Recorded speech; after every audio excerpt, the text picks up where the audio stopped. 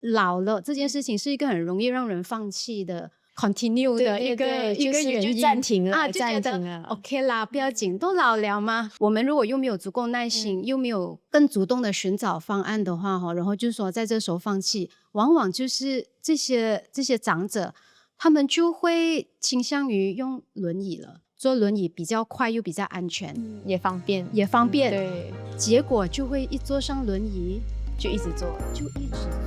乐龄乐谈播客系列是由 Signature 制作，感谢本期节目由东元中医诚意赞助。欢迎大朋友老朋友和我们一起乐龄乐谈，在这里我们通过对话凝聚力量，让长者和家属在乐龄生活和照护的路上彼此陪伴，一路有光。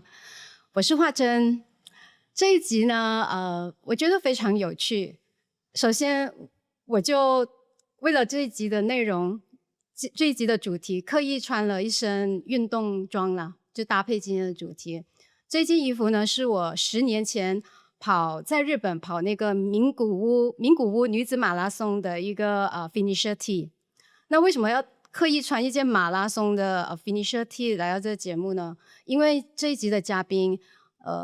我跟他没有办法比啦，因为这一集的嘉宾他是超级马拉松女子的参赛者，据说是最年轻的选手和参赛者之一。然后马来西亚最年轻参赛者之一。然后我才发现，他原来不只是自己对运动很热爱，他也把这份热爱对运动的热爱延伸到他的专业上去。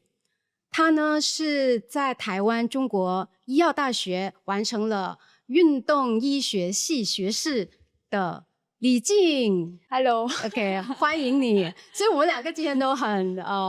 casual 啦，对，然后可能就很搭配今天的主题。今天的主题要聊的是什么呢？其实就是长者运动和健身。在还没有深入的就是让你分享你在台湾留学所观察到的现象之前，我就可能先问你一个问题啦。我不知道是迷思还是事实，就是长者其实是要他们的运动是要非常小心翼翼的。他们可能只有非常少数我们在 YouTube 啊，或者是在一些频道看过的一些视频，是只有非常少数的老年人长者是可以做那种很重量的训练的。所以其实事实是大多数老年人是不适合这类型的运动的吗？我觉得呢，其实我们先回到最主要的那个主轴，就是说呢，其实运动的无论是在哪个族群，应该是说都是刚刚好就好的，就是不是说就是一个我们所看到的一定要很就是那个量是很大，或者是那个强度很高，但是最重要是适合。所以我们先回到那个老年人，或者是已经到中老年这个阶段，是必须要的条件是什么？就是维持自己生活的力量嘛，对不对？对。所以那时候最主要的是肌肉，所以这时候我们要围绕着肌肉去进行训练。所以这时候应该是说我们找到对的方式来训练，而不是说要强度高或者是要复杂的运动，但是要找到适合的为主。所以重点就是不是来比你能拿多重，或你能跑多快或多远，对而是它是不是适合那一位长者，对吧？所以这就是回到你的专业咯。对，你就是完全 focus 运动医学，对吧？然后我记得你也跟我提过，其实你在完成这个学士学位之后，其实你有在台湾逗留到2年时间，然后就是专注高龄运动，你就是做高龄运动的讲师， 对吧？能不能分享一下你在台湾观察到的一个现况？因为我们都知道台湾其实现在已经接近要20%的人口是老龄人了，就是到进入超高龄的社会，所以相信你在那边接触的长者，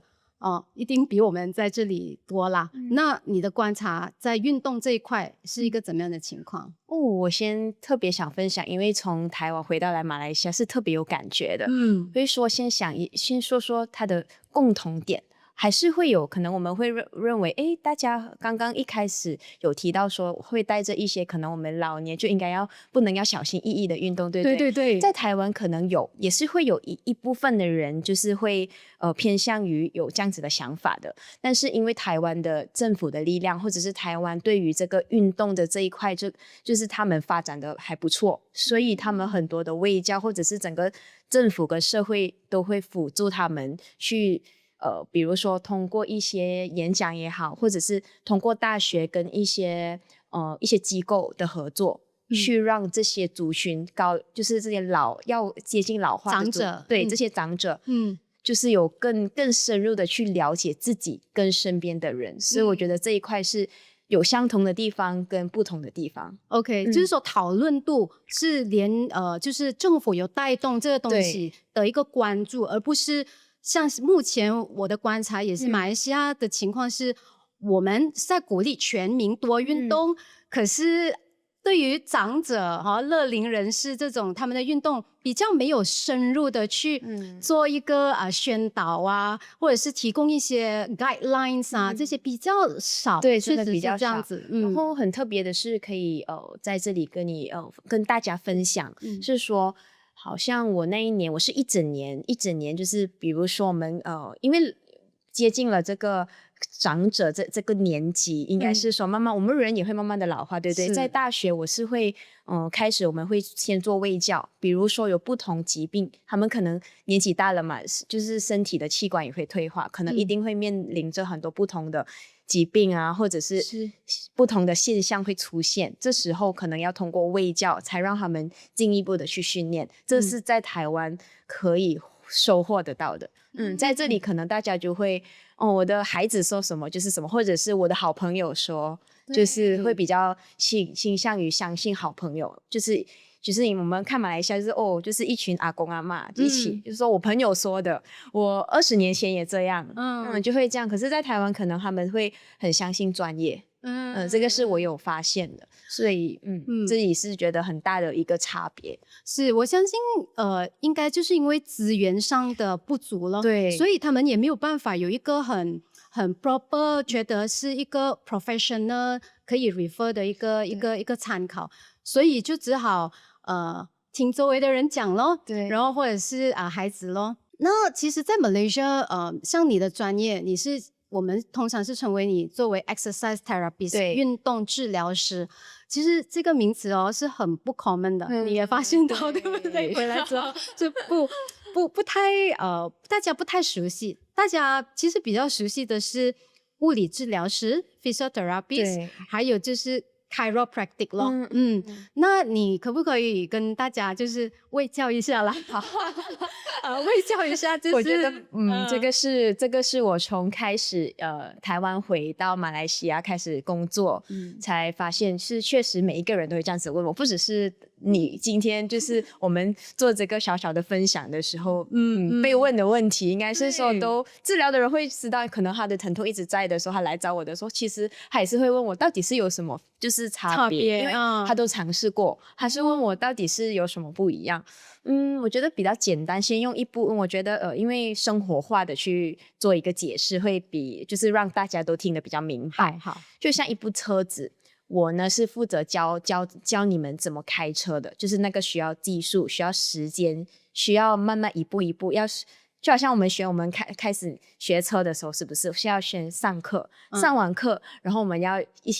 经历一些时数。对不对？要开车，要学习，要有可能怎样去上山，要怎么样去下山，有很多的技术性要学习完了，还要考试，考试完了通过了才能出去开始还要2年才可以脱皮，对不对？有皮才脱皮，就是这个阶段是我做的，到脱皮了就不关我的事类似会这样子说。但是如果你说物理治疗，我觉得因为以前的发展，物理治疗是给从小儿麻痹开始就是延展的一个科系，所以呢其实在物理治疗从以前来说都是被动的去处理病人，通过仪器啊或者是手法，因为就是一些可能脑部的影响或者一些脑部导致运动神经已经不能再被活化了，所以才有物理治疗这个出现。那因为现在我们人可能因为小儿麻痹也慢慢的就是通过已经有的就是有那个疫苗可以，所以应该是说大致上在马来西亚也越来应该是相信都是比较年长的才有了。对，所以那时候我觉得物理治疗才慢慢的也在进步，所以就慢慢的我们会发现物理治疗也有做运动的东西，是正常因为人就是要动嘛，所以可能物理治疗是处理呢局部的，可能你手就是疼痛，他可能就专注在帮你处理你的手，因为小儿麻痹也是这样，就是因为它就是没有办法连接了嘛，所以就处理那一块东西。对。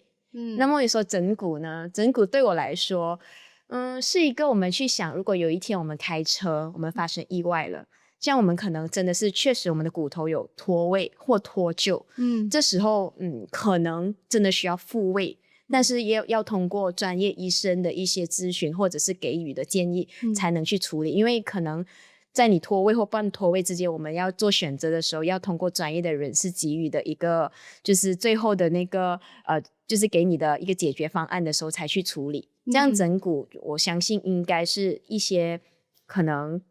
高冲击力或者是一些意外所造成的骨头确实是影响，真的是需要一些手法，我觉得整骨才是在这个社会上更需要的。所以你是从就是这个专业本身的一个渊源来告诉我们它的区别啦。对。那如果是我换另外一个角度，变成就是我是一个我是患者，或者是我就是那个长者。先不说我是有可能中风后遗症啊，还是其他外伤导致的一些比较严重的受伤啦，就是说我还就是算是 OK 啊 OK 普通的长者啦。那但是我已经好像不太走得不太好，不太利落了啊。首先一些行动不太利落，偶尔这边痛那边痛，然后肌肉痛那边痛。在这样子的情况下，其实更应该是去找哪一种的专业比较更合适呢？我们首先我们要看，因为在运动医学里面，我们说我们要让一个长者回到了身体势能，所以身体势能就会有就很多的不同的因素，肌力、肌耐力、平衡能力，就是会包括很多的，还有一些我们说的敏捷能力，就是在老人这块，敏捷可能偏向竞技，敏捷我们就不带入老人，但是这些能力，相信老人是需要就是这个高龄者需要去进步的事情，对，都是一些身体的势能，他们需要在这一块，所以我们发现他们有这些问题的时候，我们要去评估他到底是出现的是在平衡上，因为需要平衡也需要肌肉，所以这时候可能要寻找，或许不一定是说一定是运动医学，但是希望是从运动这块去，因为人活着就是要动，可能去寻找着他到底是什么肌肉的力量他无法完成，或者是哪一个身体的势能，包括了可能他的肌力不足，或者是他肌耐力不够好，或者是他的平衡能力有了问题，这样我们确实，或者是他身体组成他可能有一些肥胖，或者是其他潜在的一些因素造成他的身体势能不好的时候，我们就要在那里去发现，然后就去给他做一个训练。OK， 对，所以你提供的所谓的治疗啦，我们说 treatment，就是怎么样呢？是带他运动？对，就是要我们要就是我们会说是一个它是一个要一个阶段，大致上都是先评估它就是一个周期的，就慢慢从它开始一步一步让它渐进式的去完成，就是我们要有一个 SMART goal， 那个目标性很重要。可能有一些长者他说他其实只是想要不跌倒，可能有些说他想要去旅行，这样可能他的目标为主去为他设计这个课程，然后我们也要知道这个力量是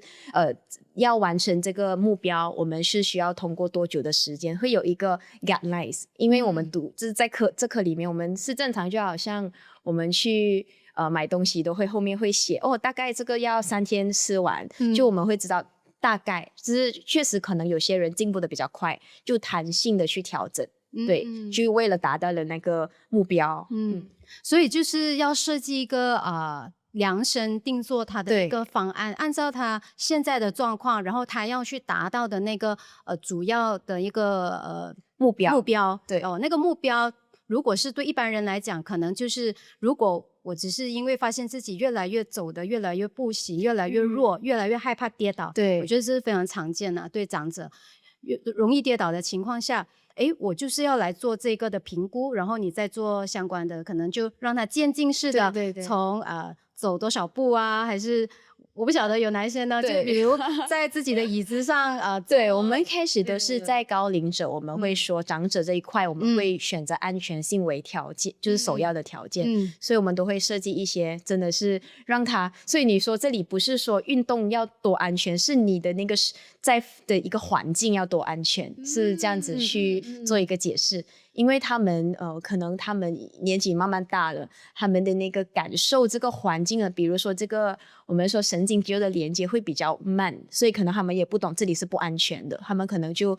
不是因为他没有力，可能那个环境可能他说这个椅子就在这里，可能他也不知道自己跌倒了，他跌倒了才发现原来我没有看好，类似有这种现象会出现。所以在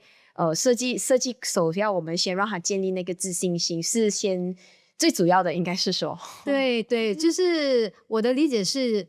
作为一个运动治疗师，或者是给我们一般人，我们就是长者的家属，其实我们要鼓励一个长者多运动之前，首先我们是应该要让他提供一个安全的环境，提供一个安全感，让他觉得我动起来是 OK 的，并不是说我老了，我最好少动少跌，我们可能会有一直有这个观念呢。对，所以这个我觉得是很好的一个给我们有另外一个的想法啦。你可不可以分享一两个你治疗过的病例，是能够让我们长者跟长者的家属都觉得运动是确实能够改善长者的整个生活质量的？我现在在脑海里面就可能印象最深刻的2个好了。可能首先的第一个我不用长者，是因为我觉得可能这个小朋友他可能以后也会变老，但是他是因为家里有DNA 的问题，他的爸爸妈妈可能是近亲结婚，然后生下他，然后我记得他们也花了很多的时间去做检验，到医院去做检验，然后医生最后的那个就是 diagnose 写他说可能就是要动手术，就是手术，可是因为我们这里没有这个案例，可能也可能那个成功的几率就是我们要看，所以最后医生说，如果你想要只能给他维持身体的肌肉的力量，他才可以更长远，就不然可能到他17、18岁他就不能再走路了，或者是到他可能在近几年来他可能会慢慢的变弱，可能他开始坐轮椅到他可能走路也成为问题。所以我记得我已经治疗他开始妈妈是给他来这里1个礼拜给他训练3次，我是看见他不只是身体的进步，就是真的有力量去完成很多很多生活上的小事，也最重要是他的心理也有很大的改变，就是变化，应该是说这个是我觉得很感动的事，就是在他可能一开始会觉得可能给他的训练到底我也是在担心，到底医生说的我是每天就是每个礼拜就是他都见到我，觉得就是都真的是觉得我看到他我也希望他真的可以好起来这样，但是最后我也接纳了这个孩子可能就是他就是长期需要用运动的辅助，因为也没有药物可以吃，他只能就是长期让他运动，对，这个是我觉得很让我自己很有读了这课我会觉得可能在一些文献上或者是课本上可以看见，可是我还没有出现过在我的眼前，但今天就出现了，会觉得很感动这样，是看到一个明显的效果，是确实能够在一定程度上改变了他所谓我们本来他的一个命运，这样子的一个情况。另外一个案例呢？另外一个是一个应该是说他几岁，让我想想，对，他应该今年75岁，他是一个就是刚好是我的朋友的妈妈 OK 对，他朋友的妈妈，他就其实是我朋友先给我治疗，他就是因为想跑步，然后他就觉得他的一些肌肉没有力量，过后他说突然间应该他在那时候他去了芬兰吧，他去旅行，突然间他的妈妈是不是妈妈所以是家婆，就在就是家里就是突然间晚上就是半夜突然间跌倒就骨折了，就是脚踝，到他就是手术完，因为确实要经过医生的评估他几时才可以活动，到他可以活动的时候就开始要回到就是肌肉的力量，我是上门服务的，我就从他就开始抱怨，就说他自己不可以走路了，我就是这样子的，我就是一直这样子，我就是很可怜，就是我一直这样。但我觉得在治疗的过程最重要反而是一个社会关怀的能力，你要好好的跟他沟通，在治疗过程中反而治疗好像是放在第二位了，第一位是你跟他的心的连接，所以慢慢的看着这位婆婆可以真的没有再用拐杖，也不用那个，就是走确实是可能比较慢，因为才大概1年左右，都还没到2年，可能肌肉也比较紧绷，所以也有帮他，首先可能我也会帮他处理按摩一些放松一些肌肉，再给他训练，或者是训练完帮他放松，就看那个状况，他到底是什么影响了他活动的一个范围。就大概应该也我弄他也快1年，他现在应该也差不多，因为他自己就已经有信心，然后虽然也因为年纪也毕竟比较大了，他就会说他也 OK， 就是可以这样子，可以就是跟孩子们出去，我觉得是一个很棒的一个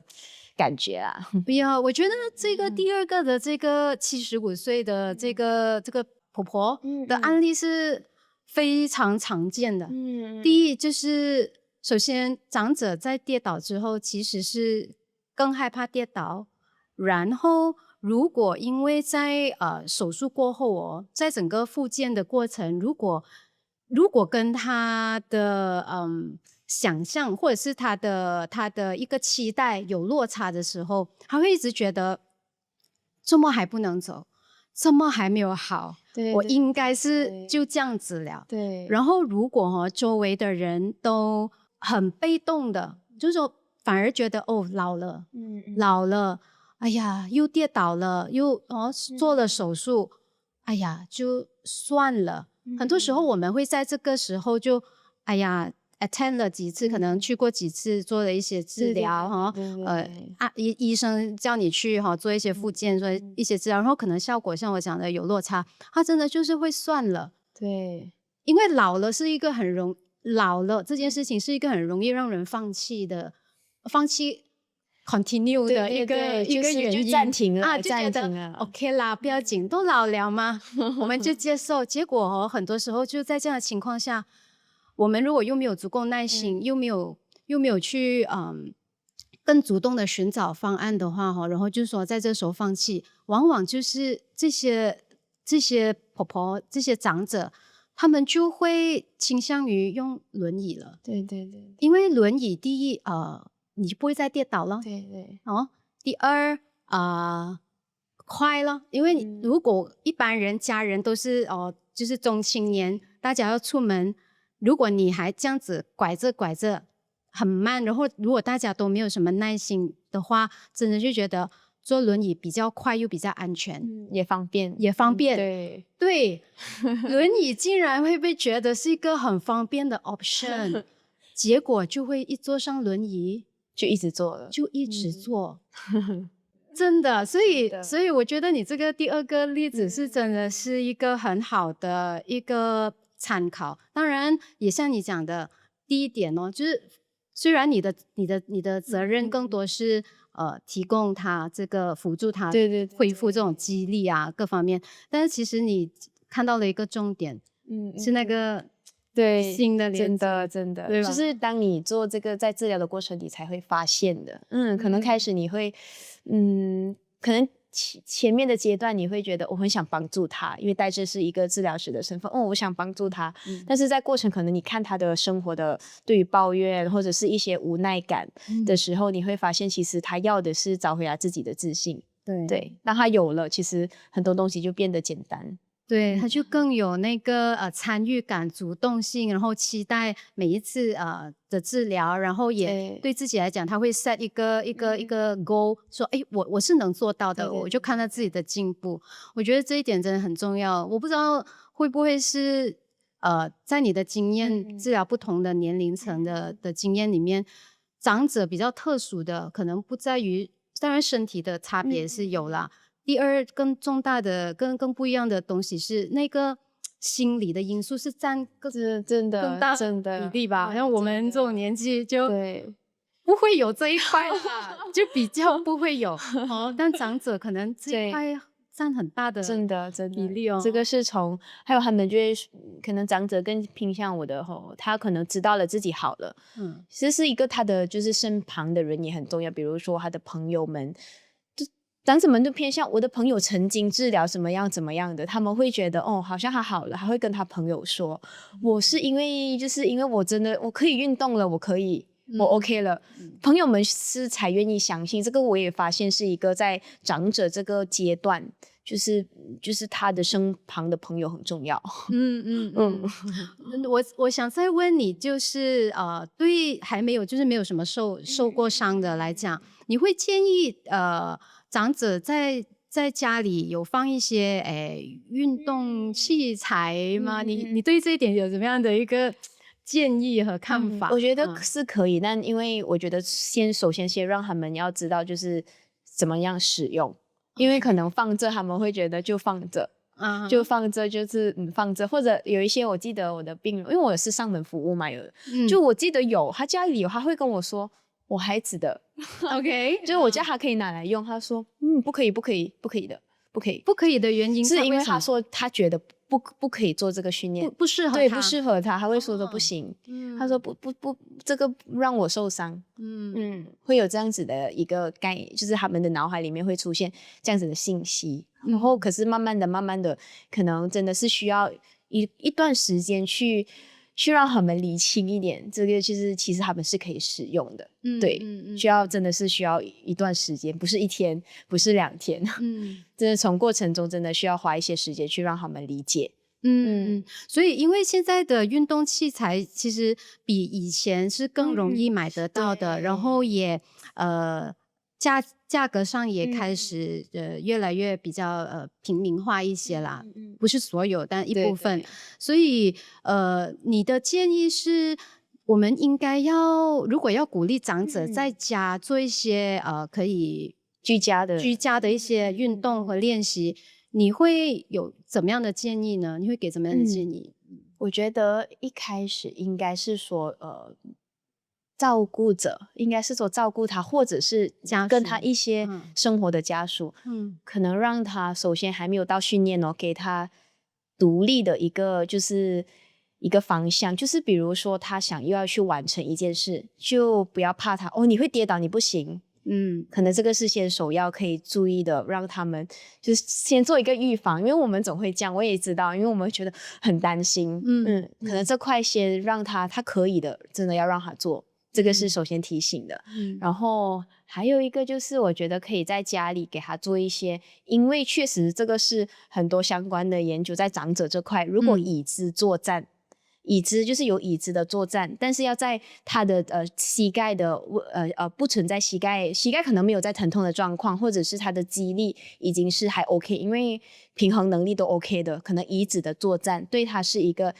整个下肢的肌力会达到一个很高的效果。你的意思是在用椅子作为那个辅助的器材，然后在椅子上做跟站，或者是做一些变化式，比如说拿一些哑铃，然后因为椅子坐着站起来是一个闭锁链，就会安全一点。就是因为我们没有椅子的状况，我们坐蹲下来就会很怕跌倒嘛。对啊，对，可是有椅子就是坐下来就最多是椅子嘛，可是从椅子站起来这个是需要力量。所以这个是可以一个很大让他们可能长期维持一段时间，可能他们知道自己有进步的。这个是我观察到，从我的治疗的人也好，从我带的活动，就是我带是群体的活动，可能以前在台湾带的时候，我是看着他们有这个进步的。对OK， 那器材方面就是那种哑铃啊，对，都是 OK， 都是 OK 的。但是有什么诀窍啊，还是有一些什么原则我们要记得的？比如说，应该是先买什么材料的，还是什么重量开始的？有没有一些可能可以给我在们参考就是这个高龄这块，就是长者这块，我建议可以买一些弹力带，因为弹性的因为力量是自己主力，是有点像我今天推你的力是5公斤，你就给回的力是5公斤，所以你会知道他现在进步到哪里，他拉多少，是我们知道会看到他的整个身体用力的一个模式跟他的力量。对，是比较建议可以买个弹力带，因为也比较，比如说弹力带的变化很多，就比如说你可以坐这，或者是只用一只手，还是怎么样的，什么样变化都可以。对，会比较适合。弹力带会比那个哑铃好，就是前面我们要帮这些长者先训练成一些基本的一个肌肉的用力的方式或模式，过后哑铃我们才放在后，很需要，但不代表是首要。对对对，虽然过后他们的肌肉是需要更加有强壮的肌肉，可是当然要先会有力才有力量吧。是哦，我这一点真的是对我来讲是很新的一个知识点。我觉得我们一直用我们的思维，对我们这种中青年这种一看重训，我们现在随便开那种视频啊，运动视频都是拿很重，对，都要拿很重。然后其实对长者来讲，如果他平常就不是那种从年轻就开始一直运动习惯的人，可能弹力带是更安全也更适合的，因为他是先建立一个基本的肌力，而不是用这种哑铃的这种东西来做一个衡量。OK， 这个很好，这个很好。那如果是对于那些不是居家的，就是说刚好就是做了各种手术啦，比如是心脏的啊、通血管的手术啊，或者是中风后啊这种需要一些复健的，可能有一些人他们不会可能条件不允许，就不会回到家里，对，有时会送到去一些所谓的nursing home 啊，一些护理中心啊，可能会住上1-2个月或一段时间。So 你会建议如果家属有这样子的情况，面对他们的长者送去这种中心，我们可以怎么样去要留意哪一些部分，so that 他真的是可以在那个护理中心真的不用住太久那种不会有一种被我听到你说这个，我想起在大学的时候，就是因为有很多比如说 ICU 出来的病人之类的，我觉得呼吸这个训练对一个长者也很重要。这个就很新奇，可是确实是一个很特殊的一块。但是你说比如说他们真的是在一个照护所或者 nursing home 之类的，我觉得首先可能可以让他们简单的在床做一些基本的配合呼吸的一些简单让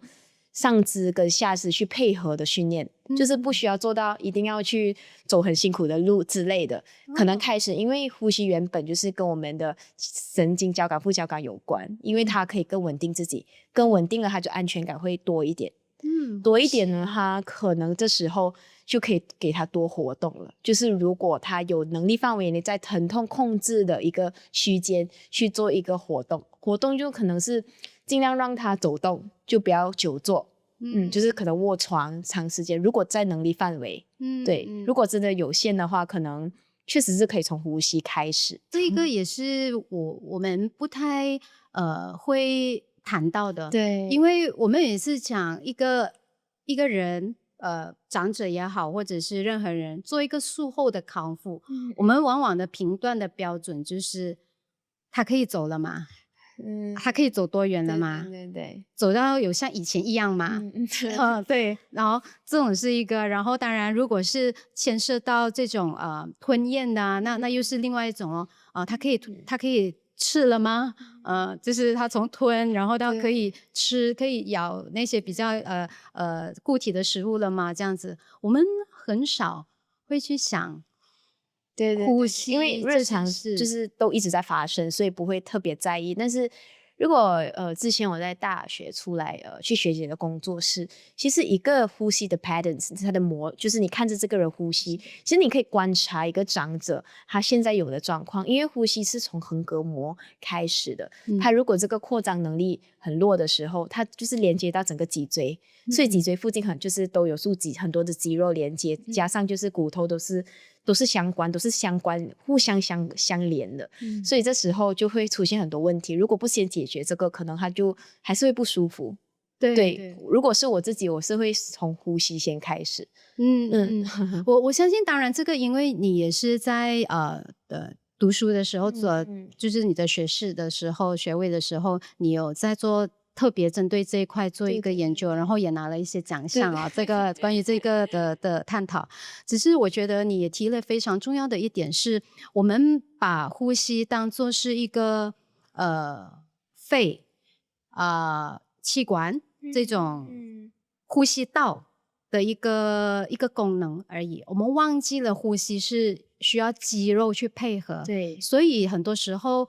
我们没有把呼吸机的运动考虑在人体的运动里面。对，这个应该是我今天跟你这个对话get 到的一个蛮关键的一个 point。其实也确实是这样子，因为如果呼吸不顺，没有人会愿意走，因为走了就喘。对长者来说更加明显啊。我们平常都觉得喘了，我们就会像跑步。对，我们就想喘，我们就想停，我们就放慢速度。但是对长者来说，喘是很可怕的。对，因为尤其是如果他有过之前因为以喘为症状的一些疾病，比如说心肺功能的问题啊，比如说肺水肿、心脏这个衰竭，他们其实是以喘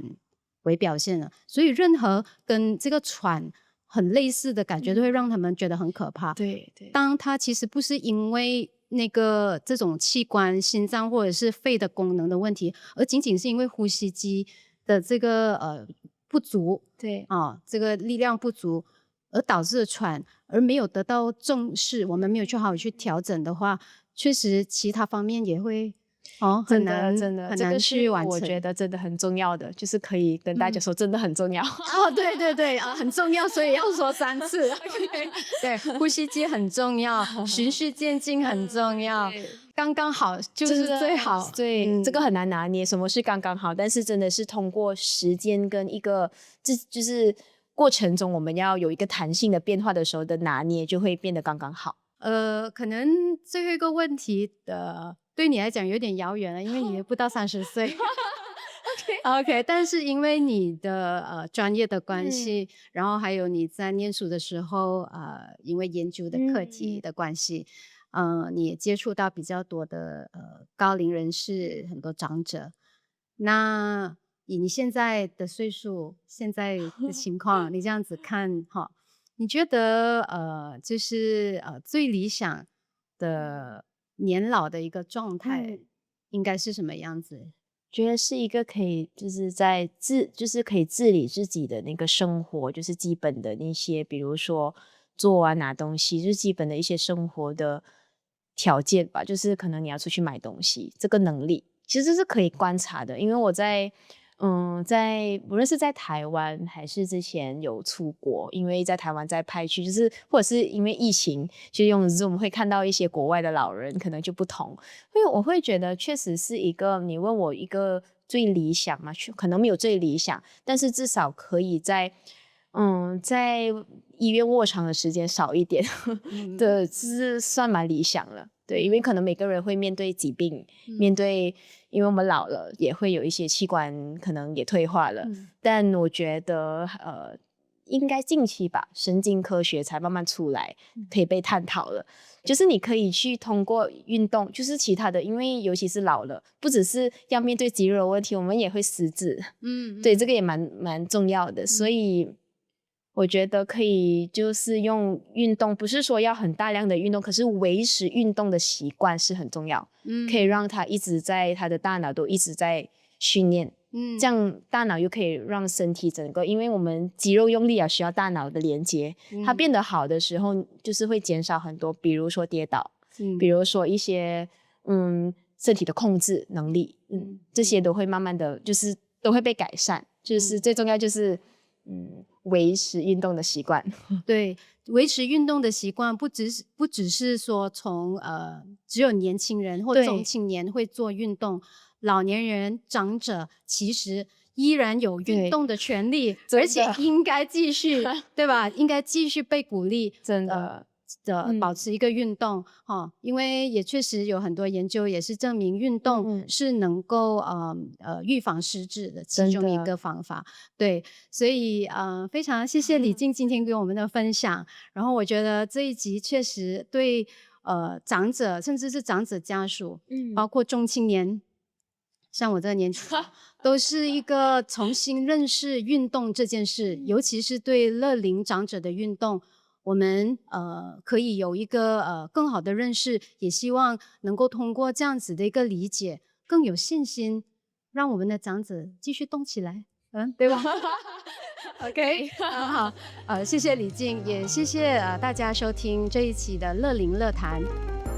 如果你对本期话题有任何心得，欢迎在节目下方留言给我们。记得订阅、点赞和分享哦，让更多人加入关于长者乐龄健康与照护的对话。我们下期节目再见。